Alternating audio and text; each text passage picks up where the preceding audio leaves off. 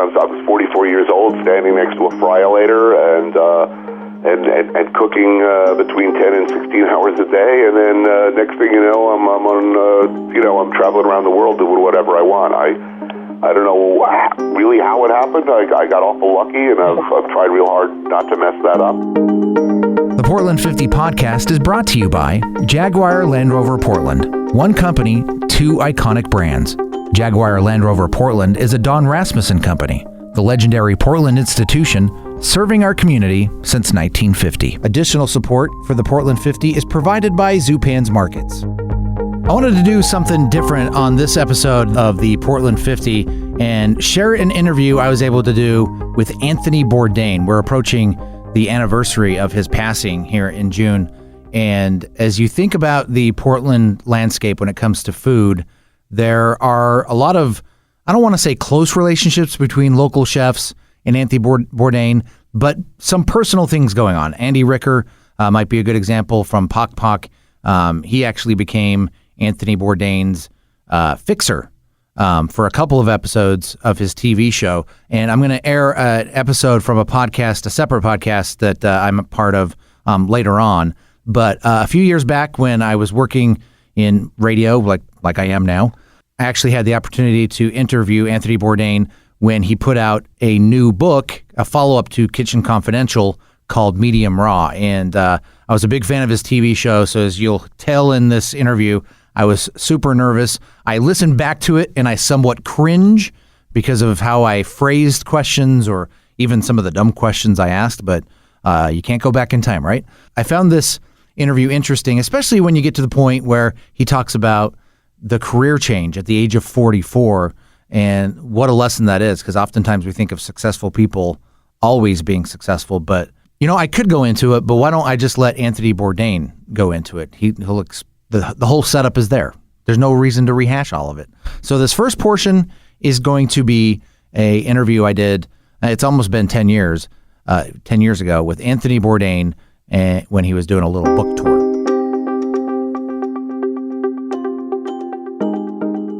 Anthony Bourdain. Hey, how you doing? I'm doing well. How are you, sir? Very well, thank you. I got to tell you, Anthony, I've been nervous all week because A, I'm a huge fan. Oh, thanks, man. And B, I'm not sure if I'm going to get the good Tony or the bad Tony today. All good, all good. It's all about puppies and unicorns today. That's what I love. Now, you say puppies and unicorns. Is that the daughter influence, Anthony? Yeah. It's the kinder, gentler me. Well, not really, but today. Okay. I know how that goes. I have two young daughters, and suddenly my life has become about rainbows and unicorns. And Yeah. I think that's what the book's about. Actually, is I'm trying to come to terms with how things have changed, but at the same time, a pause for the occasional drive-by shooting. Yeah. Now you're talking about Medium Raw. It's I guess you can call it the follow-up to Kitchen Confidential. It came out 10 years ago, hasn't it been? Yeah, and I guess I'm looking at how my life has changed in that time and how the business has changed. Yeah, you obviously kind of taken a career. Would you call it a career detour? You're not doing what you were 10 years ago, where you were running a kitchen.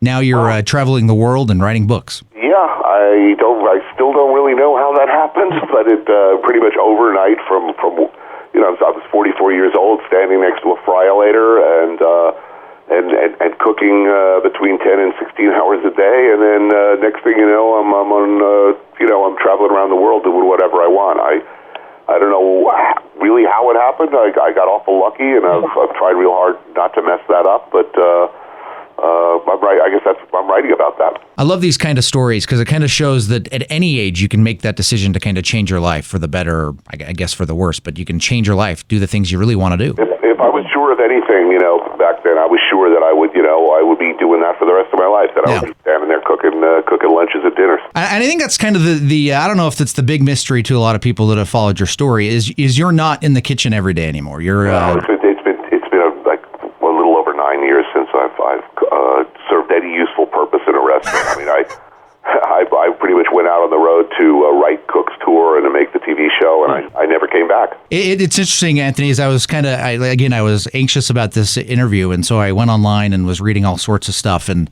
I don't know if you've ever Googled yourself. But, of course I have. Sure. Of course, okay, all right. Well, good. At least you're admitting to it, because I do it at least once or twice a day on myself, and one day, Anthony, I'm going to show up. But there was this interview I saw. It was on YouTube or something like that. And the woman interviewing you, she kept on, she'd call you Bourdain, was the way she would say your last name. I don't know if she had an accent, but it was throwing me off. Well, I mean, technically, it's a French name, and if I were living in France, people would call me Bourdain. Yeah, that's how you would pronounce it. But I mean, my parents learned very early on that, particularly if you're ordering takeout Chinese food in America, you say Bourdain. Exactly. And that's the name I grew up with, and that's what I was called in school. And it just sounds a little affected to do it what is technically the correct way, but I frankly I'm always embarrassed when people do it. It's Bourdain. Sure, it was throwing me off. I'm like, oh man, have I been doing it wrong all these years? No, all right, good. Whew, I was worried. So for those people who have not picked up Medium Raw, as you mentioned, it's it kind of picks up where Kitchen Confidential left off. Yep. And it's you trying to make sense of the changes in your life. For sure, and also taking a look at how the business has changed since Kitchen Confidential covered, a lot of my career in the 70s, 80s, and 90s, and, things have really, really changed. It's a different world, and I write about that as well. You write. I haven't finished the entire book, but you kind of write about everything. My favorite chapter so far has been a chapter dedicated to the hamburger. Yeah. Well, I just feel I think it's an American birthright that, I feel strongly that you should be able to walk into any place that serves hamburgers and without fear or concern order your hamburger medium rare. And anybody or any force that causes you to have to treat a hamburger like medical waste or and overcook it, cook it to kill bacteria, right, or who requires manufacturers to soak beef in ammonia before they make the hamburger, I think that's wrong. I think it's unpatriotic, and I would like to see that nonsense stop. Okay. Wow, you're putting it right up there with unpatriotism. Yeah, I do. I think a lot of people would agree with you, Anthony. Once again, that's an interview that I did with Anthony Bourdain back in 2009, maybe 2010. The Portland 50 podcast is presented by Jaguar Land Rover Portland. One company, two iconic brands. Jaguar Land Rover Portland is a Don Rasmussen company, the legendary Portland institution serving our community since 1950. So the second interview I wanted to share here on the Portland 50 comes from the Right at the Fork podcast. This is a podcast I've been doing with my friend and co-host Chris Angelis for about 5.5, almost 6 years now.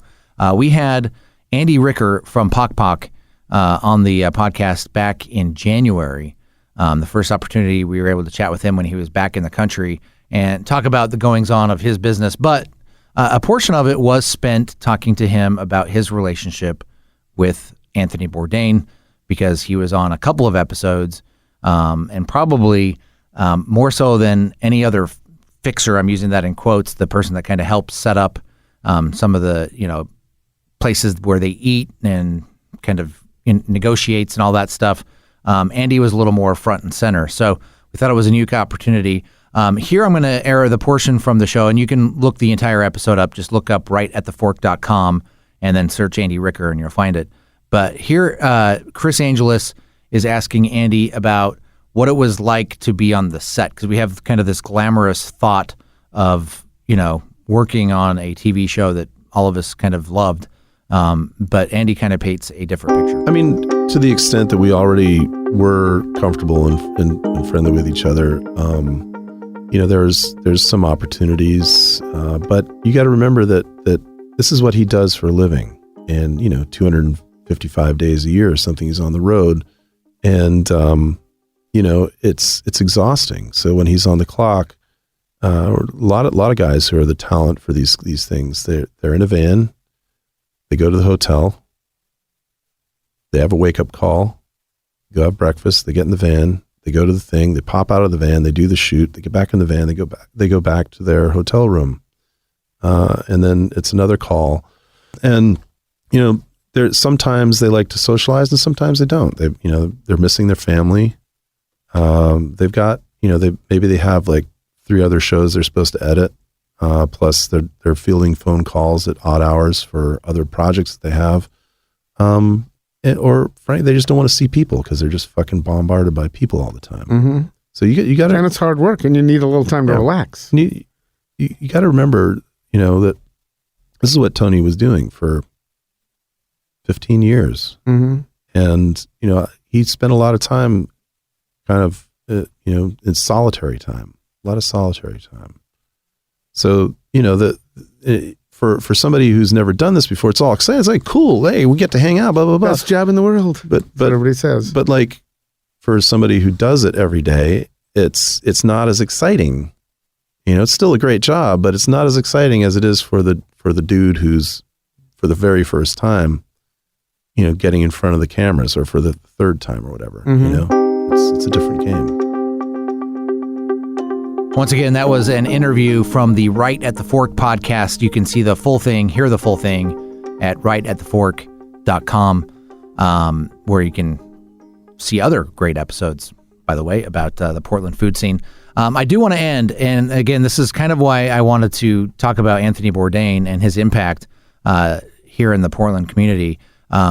The world got to know Voodoo Donuts because Anthony Bourdain visited Portland one day and went and ate a maple bar donut that had bacon on top, and everybody's life was changed. I can attest to it myself, having been living outside of Portland at the time, watching that episode and thinking to myself, is that good? Would it be good to put bacon on a maple bar? And I'll be honest, I did it, and it was pretty great.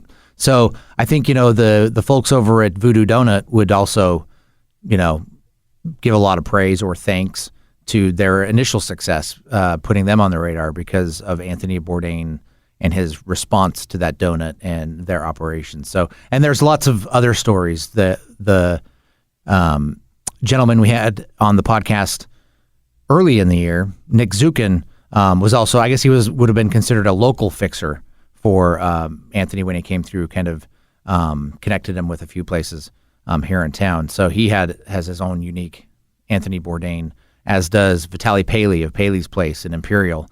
So the stories and the names could go on, but here is a guy who I think many of us feel left us too soon, struggled with depression, and left this world last year, but has a lasting impact both here locally and globally. Thank you for listening today, and in case you've missed any previous podcast, be sure to check out KINK.FM or download an episode wherever you listen to podcasts. And while you're at it, be sure to like and subscribe. The Portland 50 is a podcast about the people who dream, build, and champion the uniqueness of Portland, creating a better community for generations to come. It's presented weekly by Jaguar Land Rover Portland. One company, two iconic brands. Jaguar Land Rover Portland is a Don Rasmussen company, the legendary Portland institution serving our community since 1950.